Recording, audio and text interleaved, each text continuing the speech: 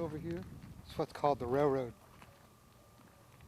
It's a dry dock where the boats can come up, and then I've seen huge shrimp boats brought up on here where they can actually sand the bottom of them, repaint them, clean them all up, replace the props, the bearings, anything like that. So they can, that's what that's for. And it's so cool because they're monstrous. I'm Tony Alderman, and I'm a nautical painter, and I live in Durham, North Carolina. The nuts and bolts of the project is this: 20 acrylic paintings, 20 watercolors, and a book that we're going to put together from all of these paintings. I've been painting for over 30 years, but I've been painting boats and nautical scenes for about the last 6 or 7. There's something about the almost mystery that's involved anytime you put water and a solid object together. It's evolved a lot from just painting boats and nautical scenes to wanting to capture a lifestyle, and that's sort of where I am now, wanting to capture this little town, Varnamtown, the lifestyle that's there that we're losing. When I drove into town, it's the strangest feeling. I drove in, there was nothing but houses, and then suddenly I'm at the landing, and there's fish houses, shrimp boats, all of this sort of life going on right at this one spot down at the water. And coming to find out, this is the lifeblood, the heartbeat of Varnamtown is the landing. And that's where things started coming together as far as me getting this idea to do this project. At this point, the population of Varnamtown is 540. The median age is 50 years old. Whenever the kids leave to go to college, they don't come back. It's continuing to shrink. Between the large commercial shrimping fleets and stuff really depleting a lot of the shrimp and stuff around, it's hard for the small people, small villages to compete.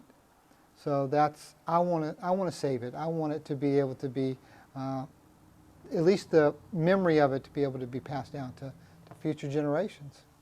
It needs to be captured because it's like a microcosm for what's going on all up and down the coast and even in the mountains. The small villages, the towns, these people make their living on the water, and it's dying. It's not going to be the same. It's not going to be there in 10 years, 15 years like it is now. And I think it's wrong to just lose that. I want to be able to capture that and to, for nothing else, education for ourselves, for the people around us. Because life comes from the sea. We don't realize, or a lot of people don't realize, how much we are dependent upon what goes on at the sea. Actually, I've gotten great response from the people in Varnamtown. I have been able to be out on the water photographing some of the shrimp boats. One of them, actually this one, I was out about 3 miles out photographing it.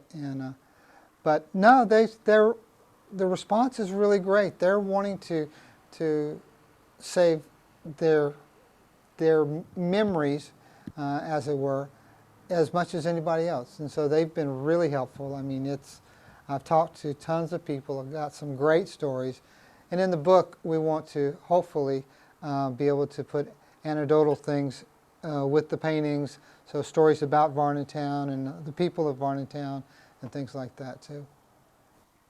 For me, it's as important to get people to see this work because of what it says and what it stands for, as it is to sell it. You know, to me, that's just as important. For me, I mean, it's an investment.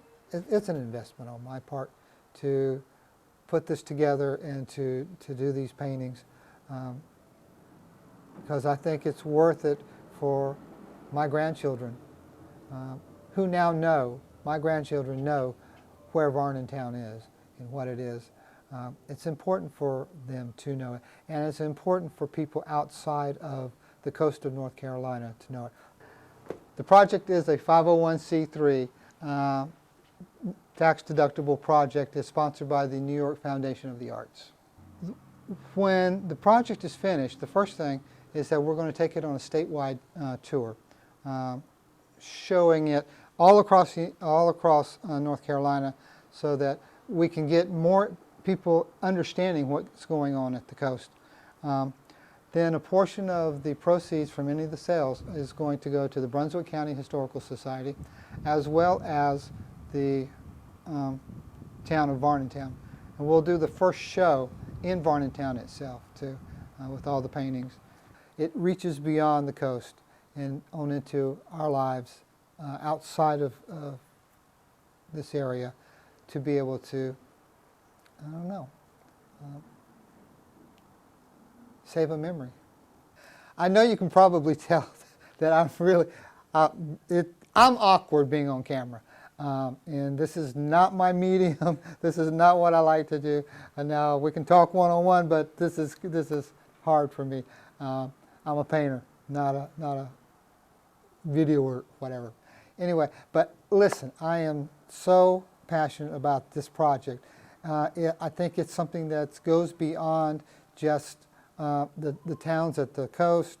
I think it's education, it's learning, it's saving, it's documenting all these things that are going on at the coast, and not just Varnamtown, up and down the coast. But also, I think we need to be able to work to save this so that we can educate the people that's inland, that still, you know, they see the signs on the thing says $6 a bucket of shrimp or whatever, and they pull over and it's all come from our coast. And I think it's important for them to know that.